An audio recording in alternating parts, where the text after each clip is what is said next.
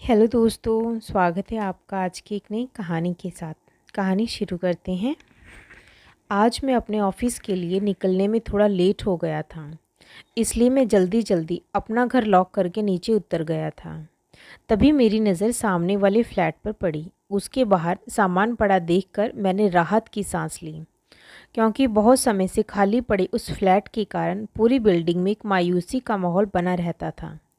अब वहाँ नए लोग आ जाने के कारण चहल पहल बनी रहेगी। मुझे यह सब सोचकर बहुत अच्छा लगा।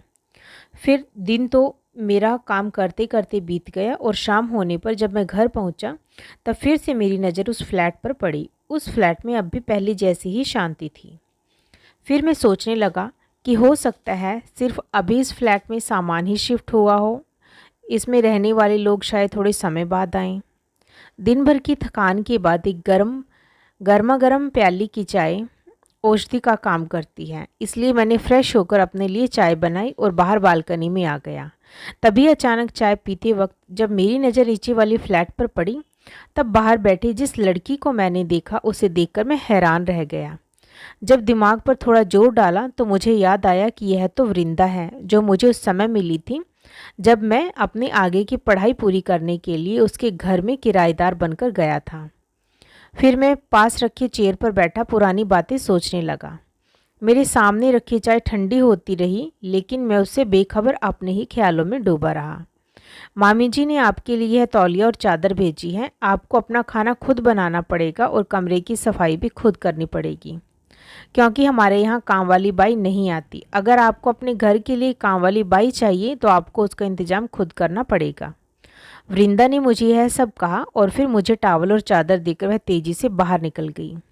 तब मैंने अपने हाथ में उठाया हुआ सूटकेस एक तरफ रखा और कमरे में अपना सामान लगाने लगा। थोड़ा सा ही सामान था मेरे पास, इसलिए जल्दी ही मेरी सारी सेटिंग हो गई। फिर मैं अपनी किताबें निकालकर पढ़ाई करने बैठ गया। थोड़ी देर बाद मुझे लाइब्रेरी भी जाना था ताकि मैं थोड़ी किताबें इशू करवा सकूं। अरे कम से कम सफ़र की थकान तो उतार लेते, ऐसे पढ़ने की भी क्या जल्दी है। अचानक उस लड़की का स्वर उभरा था। मैं यहाँ मौज मस्ती करने नहीं आया हूँ, बहुत जिम्मेदारियाँ हैं मेरे सिर पर। थोड़े समय बाद मेरा इंटरव्यू है, अगर मैं उसमें सफल नहीं हो पाया तो मेरा यहाँ आना भी बेकार जाएगा। मैंने किताब पढ़ते हुए कहा। मेरी यह बात सुनकर वह तेजी से बाहर चली गई। सच कहूँ तो मेरा उस समय पढ़ाई में बिल्कुल भी मन नहीं लग रहा था, क्योंकि थोड़ी थकान भी थी और भूख भी लग रही थी। यह लो चाय और गर्मा गर्म टोस्ट। मामी मंदिर गई है, इसलिए तुम्हारे लिए बना लाई। जल्दी से खा लो और बर्तन यहीं रख लेना, मैं बाद में ले जाऊंगी। इतना कहकर वह फिर से गायब हो गई। चाय और टोस्ट खाते वक्त मैं वृंदा के बारे में ही सोच रहा था। ना चाहते हुए भी मैं उसके प्रति एक लगाव महसूस करने लगा था। फिर अचानक मैंने अपनी इस सोच पर विराम लगाया और पुण्य पढ़ाई करने बैठ गया, क्योंकि मैं जानता था कि अगर मैं अपने लक्ष्य से भटक गया तो यह मेरे लिए कदापि अच्छा नहीं होगा। फिर बीते समय के साथ मेरा और वृंदा का एक अनजान सा रिश्ता बनता जा रहा था।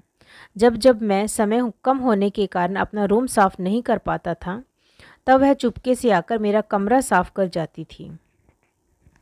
सुबह के समय मैं जैसे तैसे अपने नाश्ते के पराठे और रात के खाने के लिए 3-4 रोटी सेक कर रख देता था, क्योंकि मैं जानता था कि दिन भर की थकान के बाद मैं रात का खाना नहीं बना पाऊंगा। इसलिए ही तो रात में कभी कभी ही सब्जी बन पाती थी। या तो मैं बाजार से कोई सब्जी पैक करवा के ले आता था या फिर अचार से ही खा लेता था। इसी क्रम में जब एक दिन मैं लाइब्रेरी से घर वापस आया, तब किचन की स्लैब पर एक कटोरी सब्जी देखकर मुझे एक अनोखे आनंद की अनुभूति हुई। कटोरी के नीचे एक पर्ची रखी हुई थी जिस पर लिखा हुआ था, हर रात को बिना सब्जी के ही रोटी खाओगे तो तबीयत बिगड़ जाएगी। सारा दिन इतनी पढ़ाई करते हो तो कम से कम रात को तो ढंग से खाना खाया करो। उस समय मुझे बहुत तेज भूख लगी हुई थी, इसलिए मैंने तुरंत उस सब्जी के साथ सुबह की बनाई हुई रोटियां अपनी प्लेट में लगा ली और खाने बैठ गया। सही में सब्जी बहुत स्वादिष्ट बनी हुई थी। न जाने कितने दिन बाद मुझे आज खाने में स्वाद आया था। उसके बाद तो न जाने कितनी बार वृंदा चुपके से एक कटोरी सब्जी बचाकर मेरी किचन में रख जाती थी। धीरे धीरे बीत रहे समय के साथ मुझे पता चला कि वृंदा अनाथ है, इसलिए वह अपने मामा मामी के पास रहती है।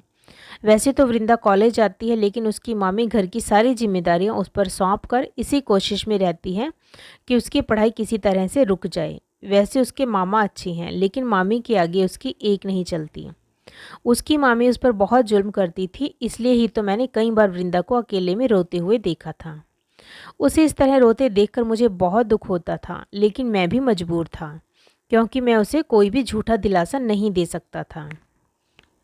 फिर वह दिन भी आया जब मेरा इंटरव्यू क्लियर हो गया। मेरी जॉब की पोस्टिंग अभी होना बाकी थी, इसलिए मैं सारा सामान पैक करके अपने घर वापस जाने लगा था। तभी अचानक दरवाजे पर एक हल्की सी आहट आहट हुई। वहाँ पर वृंदा हाथ में चाय की ट्रे लिए खड़ी थी।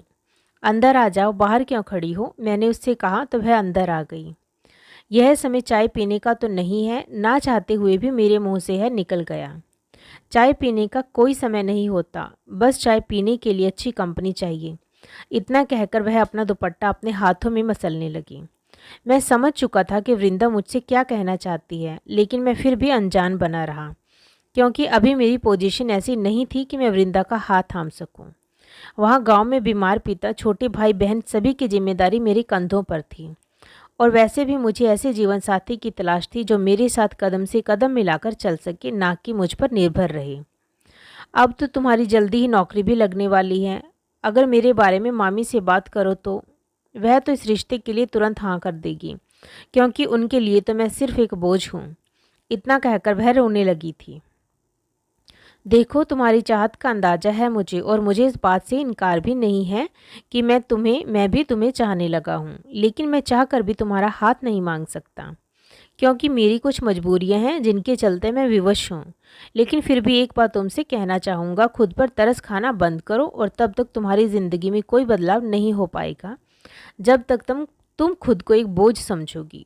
सामने वाला भी हमारी तभी कदर करता है जब हम खुद को वैल्यू देते हैं। इसलिए अपनी मजबूरी को आगे बढ़ने का हथियार बनाकर अपने लक्ष्य तक पहुंचने की कोशिश करो, क्योंकि जो अपनी मदद खुद करते हैं, ऊपर वाला भी उन्हीं की मदद करता है। फिर मैं अपने घर वापस चला गया था। थोड़े दिन बाद मेरी पोस्टिंग एक नए शहर में हुई और मैं फिर वहाँ चला गया। अब सब कुछ ठीक से मैं मैनेज कर पाया था, क्योंकि एक अच्छी सैलरी मुझे जो मिलने लगी थी। फिर मैंने अपने बीमार बाबूजी का इलाज कराया और छोटे भाई बहन को सेटल किया। अब तो मेरे भाई बहनों की भी शादी हो चुकी है और माता पिता भी मेरा साथ छोड़कर जा चुके हैं। लेकिन जब तक माँ बाबूजी जिंदा रहे तब तक वह लोग मुझ पर लगातार शादी करने का दबाव बनाते रहे। लेकिन मैं चाह कर भी खुद को इसलिए नहीं तैयार कर सका, क्योंकि शायद मैं वृंदा को अभी तक भूल नहीं पाया था। फिर अचानक मैंने अपने आसपास बढ़ते अंधकार को महसूस किया और अंदर चला गया। तब मैं बिना कुछ खाए पिए ही बिस्तर पर लेट गया और गहरी नींद में सो गया। अगले दिन संडे था, इसलिए मैं थोड़ी देर से सोकर उठा था। जब बाहर बालकनी में आया तो देखा वृंदा सामने वाले गार्डन में टहल रही है। बस फिर मैं तुरंत उसके पास जा पहुंचा। मुझे अचानक सामने देखकर वह हैरान हो गई। थोड़ी देर के लिए तो ऐसा लगा कि मानो हम दोनों ही खामोश हो गए हैं, लेकिन हम दोनों के भीतर अनेक बातें बवंडर मचा रही थी। हमारे होठों पर चुप्पी छाई हुई थी। शायद ऐसा ही होता है जब हम किसी अपने से एक लंबे समय के बाद मिलते हैं। तब हमें ऐसा लगता है मानो हमारे कुछ भी कहने सुनने का शब्दकोश ही खाली हो गया हो। आप यहाँ कैसे? वह ही चुप्पी तोड़ते हुए बोली थी। मेरी पोस्टिंग इसी शहर में है, और तुम सुनाओ, तुम यहाँ कैसे? तुम्हारे मामा मामी कैसे हैं? मैं उससे पूछने लगा था। जिंदगी ने बहुत बड़ा मजाक किया है मेरे साथ। मंदार के साथ 3 साल का वैवाहिक जीवन, और फिर अचानक मंदार का एक रोड एक्सीडेंट में मुझे छोड़कर चले जाना। इतना कहकर वह रो पड़ी थी। उसे इस तरह रोते देखकर मेरा भी मन भर आया था, लेकिन भगवान की मर्जी के आगे सब मजबूर है। वह मानसिक रूप से पूरी तरह टूट चुकी थी, पर मुझे यह जानकर अच्छा लगा कि वह आगे बढ़ने के लिए शहर में आई है। उसके पति तो अब नहीं रहे थे, किंतु उसकी सास द्वारा उठाया गया यह कदम काबिले तारीफ था। विवेक जी, जिंदगी भी कितनी अजीब है। मेरी मामी ने भी मुझे कोई सुख नहीं दिया, लेकिन मंदार और उनकी माँ ने मुझे ज़िंदगी के सारे सुख दे दिए। जबकि मामी ने तो मेरी शादी मंदार से इसलिए करवाई थी ताकि उनका बोझ उतर सके। आपके जाने के बाद मैंने अपनी कॉलेज की अधूरी पढ़ाई पूरी की, और फिर मैं तो आगे भी पढ़ना चाहती थी, लेकिन तब तक मंदार को मेरे लिए पसंद किया जा चुका था। इसलिए मुझे मजबूरन मंदार से शादी करनी पड़ी। लेकिन मंदार ने ढेर सारे सुखों से मेरा जीवन भर दिया। वह भी चाहते थे कि मैं आगे की पढ़ाई पूरी करूं। तब मेरे पति तो नहीं रहे। अब मेरे पति तो नहीं रहे, लेकिन मां तुल्य मेरी सास ने अपने संस्कारों के खिलाफ जाकर यह कदम उठाया है। इतना कहते उसका मन भर आया था। मंदार के जाने के बाद सभी रिश्तेदारों और समाज ने मेरी सास पर मेरी दूसरी शादी करने का दबाव बनाया था, लेकिन मेरी सास ने मेरी इच्छा को महत्व दिया और मुझे यहाँ पढ़ने के लिए भेजा।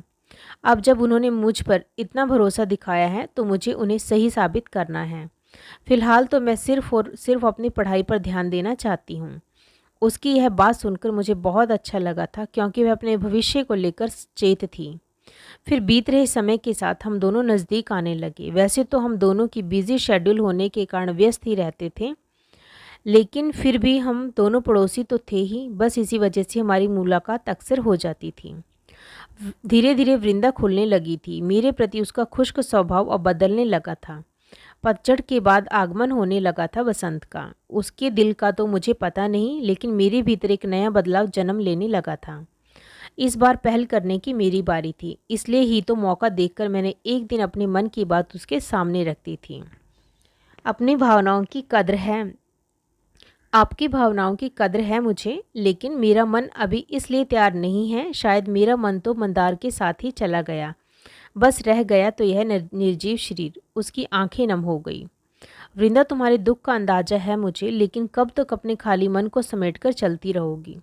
कभी तो उसमें प्यार भरी ऊष्मा का संचार करना पड़ेगा। मैं अचानक ही उत्तेजित हो गया था। आपका कहना सही है, परंतु मुझे शायद अभी थोड़ा और वक्त लगेगा, क्योंकि मेरे भीतर की ज़मीन पथरीली हो चुकी है। जब तक मानसिक रूप से मैं खुद को तैयार नहीं कर पाती, तब तक शायद मेरा मन ऐसे ही दुखी रहेगा। अब शायद कुछ और कहने सुनने को नहीं बाकी था, इसलिए मैं चुपचाप उठकर बाहर आने लगा था। विवेक जी, क्या एक स्त्री और पुरुष शादीशुदा होने के बाद ही एक रिश्ते को नाम दे पाते हैं? क्या हम दोनों अपनी सीमाओं को पहचानते हुए एक दूसरे के साथ दोस्ती का एक नया रिश्ता नहीं कायम कर सकते? वह अचानक मुझसे पूछ बैठी। उसके मुंह से यह सब सुनकर मुझे बहुत अच्छा लगा था। हाँ, क्यों नहीं, तुम्हारी यह सोच बिल्कुल सही है, लेकिन इसके लिए मुझे हर रोज़ डिनर में तुम्हारे हाथों की बनी एक कटोरी सब्जी अवश्य चाहिए, क्योंकि मैं तो आज तक तुम्हारे हाथ का स्वाद भूल नहीं पाया हूँ। मैं बातचीत का रुख बदलने के इरादे से बोला था। हाँ, क्यों नहीं, अब तो मेरे हाथों का बना डिनर आपको रोज़ खाने को मिलेगा। इतना कहकर वह हंस पड़ी थी। इससे पहले कि मैं कुछ कह पाता, वह अचानक बोल पड़ी थी। अपनी सोसाइटी के बाहर बनी छोटी सी चाय की टपरी देखकर मुझे आपकी बहुत याद आती थी, लेकिन मैं अकेली होने के कारण कभी वहाँ नहीं गई। तो चलो आज चलकर साथ चाय पीते हैं। चाय? और इस समय? मैं अचानक उससे पूछ बैठा। चाय पीने का कोई समय नहीं होता, और चाय का मज़ा तो तभी आता है जब देने वाला भी आपके जैसा हो, साथ देने वाला भी। उसके चेहरे पर अचानक ही एक मुस्कान उभर आई थी। ऐसी बात है तो चलो अभी कड़क चाय का मज़ा लेते हैं, और साथ में गर्मा गर्म मक्खन वाला टोस्ट भी खाएंगे। इतना कहकर मैं ज़ोर से हंस दिया। थोड़ी देर बाद हम दोनों उस छोटी सी चाय की टपरी पर बैठकर गर्मा गर्म चाय का मज़ा ले रहे थे। सच में साथ में मक्खन वाले टोस्ट ने तो चाय का मज़ा ही दुगना कर दिया था। एक प्यारा सा दोस्ती का रिश्ता पनप रहा था हम दोनों के बीच। अब हमारे इस रिश्ते का क्या भविष्य होगा हम दोनों नहीं जानते, लेकिन हमारे पास आज जो है वह बहुत सुंदर है। हमारे लिए तो यही सुखद है। फिर चाय पीने के बाद हम दोनों अपने अपने घरों को चल दिए।